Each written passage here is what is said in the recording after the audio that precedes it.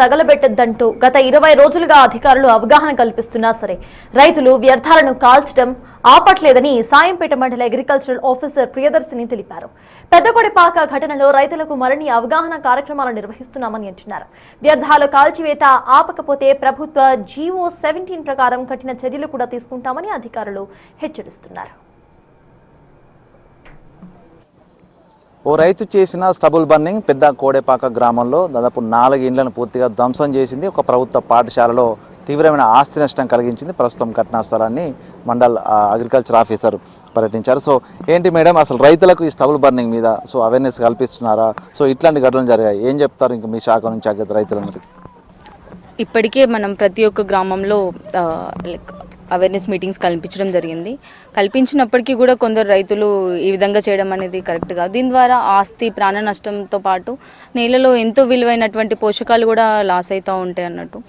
దాదాపు ఎకరానికి ఒక్క ఎకరానికి 16 కిలోల నత్రజని, ఒక 5-6 కిలోల భాస్వరం, 50 కిలోల దాకా పొటాషియం నష్టపోయే అవకాశం ఉంది. దాన్ని పక్కన పెడితే ఇటువంటి ఆస్తి నష్టం, ప్రాణ నష్టం జరిగే అవకాశం ఉంది.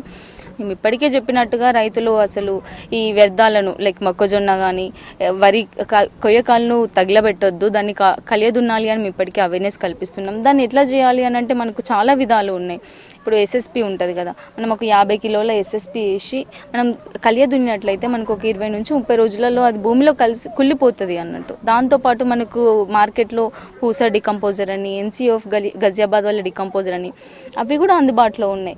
అవి కనుక మనం ఒక బెల్లం నీళ్ళలో కలిపి కుళ్ళబెట్టి దాని మొక్క మీద జస్ట్ వ్యర్థాల మీద చల్లుతే చాలు, అది మనకు కుళ్ళిపోతుంది. కుళ్ళిపోయి ఆ పోషకాలు నేలకు అవసరమైతే యూజ్ అవుతాయి, వచ్చే పంటకి యూజ్ అవుతాయి. దాంతోపాటు నేలలో ఉన్నటువంటి సూక్ష్మజీవులు కానీ ఇవన్నీ కూడా మనకు రక్షించి వచ్చే పంటకు యూస్ఫుల్ అవుతాయి అన్నట్టు. అదేవిధంగా ఇటువంటి ఆస్తి నష్టం కానీ ప్రాణ నష్టం కానీ జరగకుండా ఉంటుంది. దీని మీద మేము ఇప్పటికే అవేర్నెస్ కల్పించడం జరిగింది. ఇంకాను ఇటువంటివి జరగకుండా మేము ఇంకా అవేర్నెస్ కల్పిస్తాం. ఇట్లా చేస్తే మనకు ఆల్రెడీ జీవో నెంబర్ 17 అని ప్రభుత్వం తీసుకొచ్చింది. దాని ద్వారా ఎవరైనా ఇటువంటి బహిరంగంగా వ్యర్థాలను కాలుస్తే కనుక 5,000 వరకు జరిమానా ఉంది.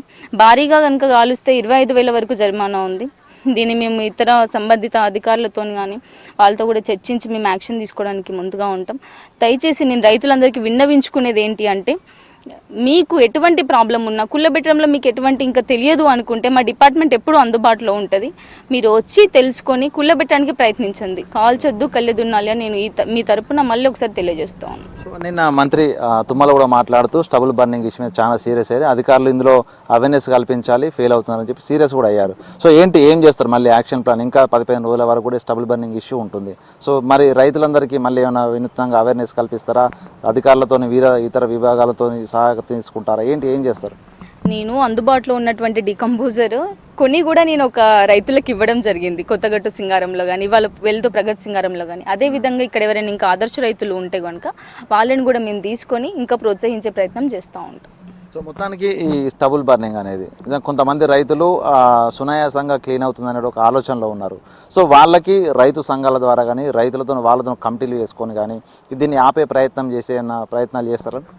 తప్పకుండా జరుగుతుంది. మీకు ఒక ఎగ్జాంపుల్ ఏంటంటే, మొన్న కొత్తగట్టు సింగారంలో ఇట్లానే జరిగింది. పక్కనే ఒక రైతు ఏం చేసిండు, రోటోవేటర్తోని దున్నిచ్చిండు, పక్కనే ఇంకో రైతు కాలబెట్టిండు. ఇప్పుడు అది రైతు తనంతట తాను కూడా మా ముందుకి రావాల్సి ఉంటుంది. ఏముంది, ఒక అగ్గిపుల్ల వేస్తే అయిపోతుంది అనే కాడికి అది తీవ్రమైన నష్టానికి దారితీస్తుంది. రైతులు కూడా ఆలోచించాలి.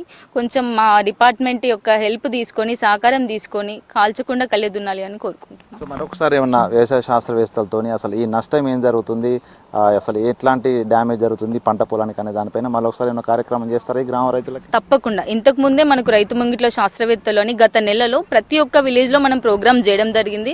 దాంట్లో కాలుస్తే నష్టాలు ఎలా కలియదునాలి అని చెప్పడం జరిగింది. అయినప్పటికీ ఇలాంటి సంఘటనలు జరుగుతున్న నేపథ్యంలో మేము మళ్ళీ తప్పకుండా అవేర్నెస్ ప్రోగ్రామ్స్ కల్పిస్తామని చెప్తాం.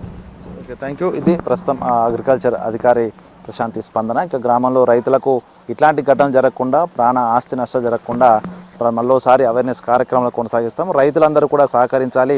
తమ శాఖ చెప్పినట్లుగా స్టబుల్ బర్నింగ్ అనేది నిలిపివేస్తేనే భూసారం తగ్గకుండా ఉంటుంది, ప్రమాదాలు జరగకుండా ఉంటాయంటూ మరొకసారి రైతులకు చెప్పే ప్రయత్నం చేస్తాం. ఒకవేళ కనుక ఈ ఆంక్షలు నిలిపితే పూర్తిగా వాళ్ళకి కఠిన నిబంధనలు ఉన్నాయి, వాళ్ళకి జరిమానా విధించేటువంటి చర్యలు కూడా తీసుకుంటామంటూ ఏమో చెప్తున్న పరిస్థితి. వీడియో జర్నలిస్ట్ సంతోష్తో వేణు బిగ్ టీవీ హన్మకొండ.